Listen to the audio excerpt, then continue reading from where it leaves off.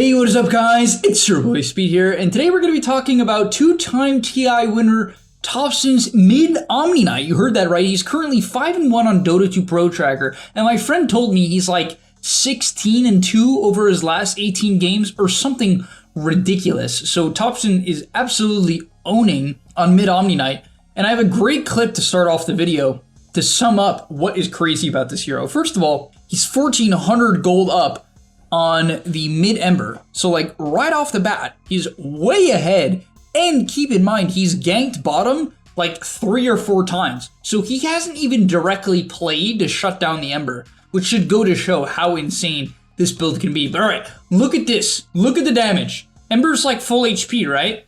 Look at the damage. That is Ember's health pool. That combo is a 12-second cooldown if you count Purification. Ember cannot lane. You can't sustain it. Like, it's actually nuts. And the thing is, Ember's gonna stick around, and he assumes he's fine, but he's pretty close to not being fine, right? As he has to limp back to the rune, gets a regen rune, but what can you do? Dota's a terrible game. Either way, we're gonna get into this. I'm gonna show you how to play it. I'm gonna talk about the matchups that it's good in, when to rotate, when to not, because Topson gets very active. I mean, to be fair, as a player, Topson likes getting really active, so that's sort of just his playstyle, but let's get into it. Also, I want to tell you guys that if you've been struggling with solo queue and you're looking to get to the next rank, I'm going to be able to help you. Like, literally, with the Game Leap website, I'm going to give you guys guides that are going to make it unbelievably clear on what you need to do. So if you've been stuck in the solo queue grind, you don't know what to do, and you want to become absolutely broken, but like actually you want to become much better at Dota, and you want to take it more seriously, the Game Leap website is going to help you do that. So click the link down below. I'm going to help you get to the next rank, and I'll see you there. Alright, so in terms of the skill build, pretty standard starting items, 2 branches, Quelling, Tangos, Fairy Fire. He actually leads with the E and uses it to harass off cooldown, so part of me would have expected to see Purification against a melee hero, just because you can use it to secure a creep and harass the enemy, which seems pretty favorable, but he actually just opts to take the E. To be fair, it is literally 40 mana for about 100 damage. I think it's 89-ish. And so that's pretty good, right? It is pretty good. I will admit it's not the best at, I mean, it can be used to secure the range creep too. It's way better than Purification at doing that because of the mana cost, right? Purification is double the mana cost, which is still not terrible. Frankly, it's impressive how cheap these spells are to me. I don't know, they seem very, Purification in particular seems low at level 1 at only 80 mana. But either way, you're gonna go for Purification to level 2 and you'll be maxing these spells by level 8. You heard me right, he doesn't take the other abilities at all. He completely skips them basically every single game unless he specifically needs to dispel something. An example my friend Albino told me is that he played against a Bat Rider and he took the Heavenly Grace instead of Purification, which makes a lot of sense. You want to be able to dispel the sticky napalm, so I don't think I have to really explain why that build would be good. It's definitely good in some matchups. Could be good against Quap as well. That's another cool one. Sure, it is a much longer cooldown than Dagger, but the reality is you're getting bonus HP and strength when you dispel a Dagger, so you will be getting 11 HP regen for 10 seconds. That's 110 health. So you're essentially healing 110 HP from the Dagger. You know, you could even look at it as better than that because the Quap is not doing any damage to you. So this hero clearly has some cool matchups, Quap definitely being one of them as a pretty meta hero, and it can lane almost everything. I don't think you want to lane like Lina necessarily. I think she just hits you too much, but other than that, you can lane almost anything. From there, he takes Purification at level 2. It just scales better than the E, and so that's generally what he's going to go, and he's going to use it to trade. And honestly, he doesn't even necessarily look for a favorable trade. That's what's so crazy to me. The Ember kind of just walks up to him. It's not like, oh, he has some creep advantage.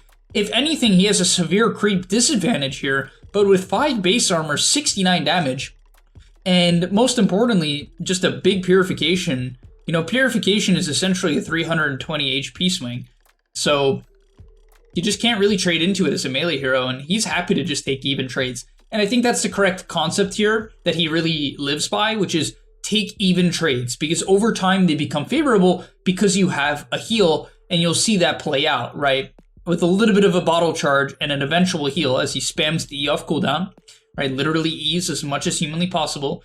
Eventually the Ember is just going to get bullied off the wave. Ember goes for a CS, drops the Purification, drops the E, drops him to 1 HP. And that is an Ember with 1 bottle charge, which gets cancelled by a Fissure. Topson being Topson tries to dive him here, because it would have killed him. Unfortunately, it doesn't get him, nearly dives to the tower. It wouldn't be Topson without psychotic gameplay. But you can see the dominance. And I definitely think Omni is particularly good against Void Spirit, Ember Spirit. I saw him beat a Kunkka with it, so I think those are the best matchups. But it can lane against anything and do fine. But these melee heroes are definitely the most favorable for OMNIKNIGHT. And on the note of having a favorable matchup against melee heroes, Ember got confident here. He hit him with the Purification. Yeah, he just died. I don't even know what to say. He dies.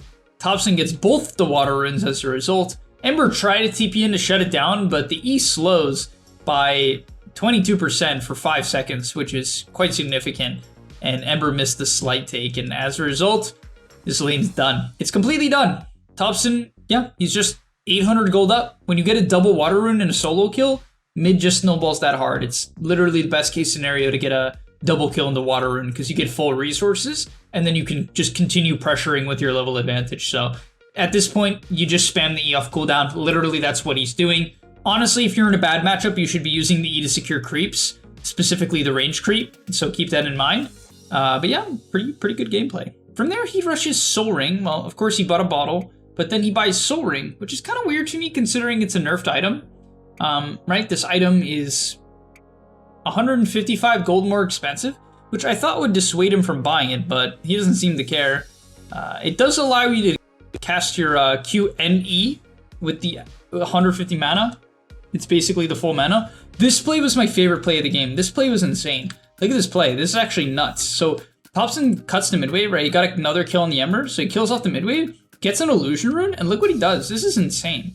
This is actually really high skill. I love this. I'm going to use this if I ever have a mid game. He takes the illusion rune, sends it behind the tower, which makes sense because if you pick up the rune at minute 6, you can always do this. And he drags the wave, and from his perspective, he's microing them as he's running bottom. And why would you do this? Well, the reason why you would do it is when you gank, usually you lose a creep wave to the tower. But by doing this, he's not going to lose the wave. It's really cool. As he micros it, he's still ganking and he's microing. He even sticks around, so he kills off this cart and decides to take the stack before going back mid because he's still microing those dang illusions, doubling up the creep wave. So, pretty cool. I think did he triple the wave? No, I think he doubled it. I don't think he did. Oh no, that's triple. So he comes back mid with a triple wave, so he didn't miss any creeps. Now, you gotta be a little bit careful about dying. I was actually fearing for his life. Imagine dying with a triple wave.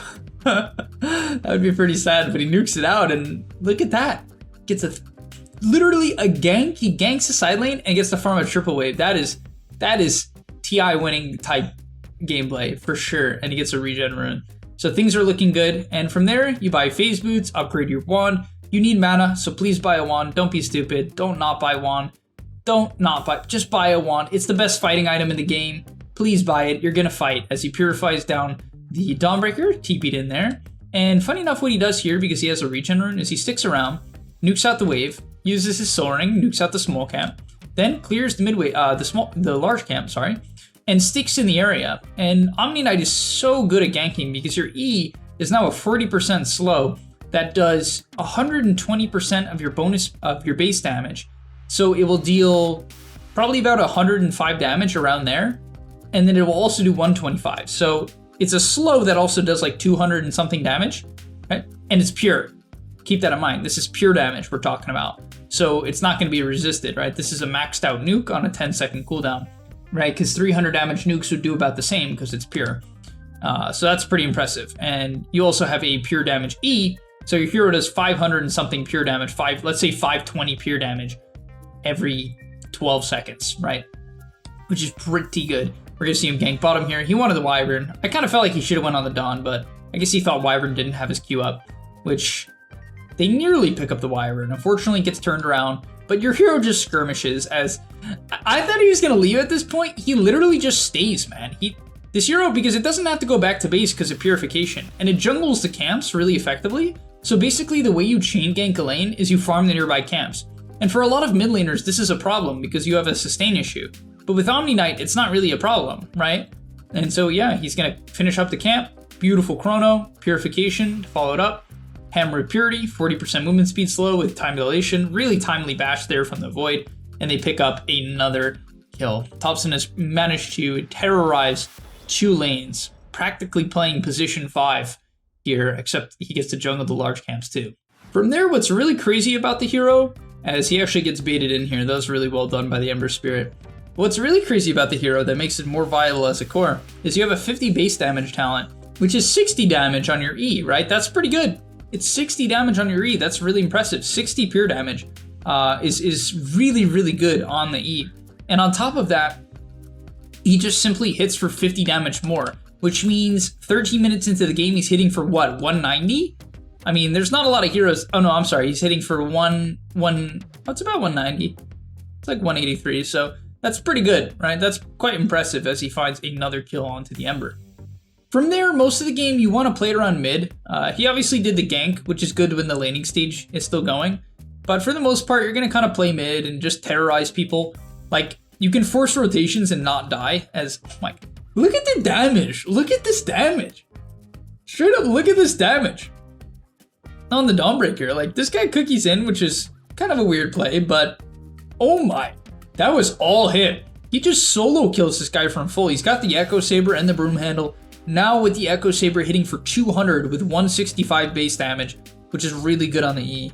And yeah, you just keep fighting and fighting and fighting. Purification onto the Primal Beast, going a little bit crazier, and this is kind of insane. He does have another W up as they chase. Unfortunately, I definitely think Snapfire is a bit of a counter to your hero just because it does so much damage that you don't necessarily survive it.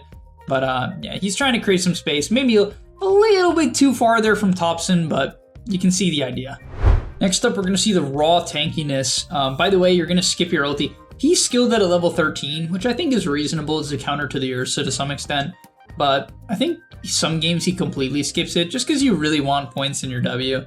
Like, your W scales so freaking well. So yeah, they find the Ember here, hits the Purification. Honestly, I thought he could try to auto attack there afterwards, but looks at the Ursa, wants to hit him because he hits for 250. Like 2 autos is a third of Wyvern's HP.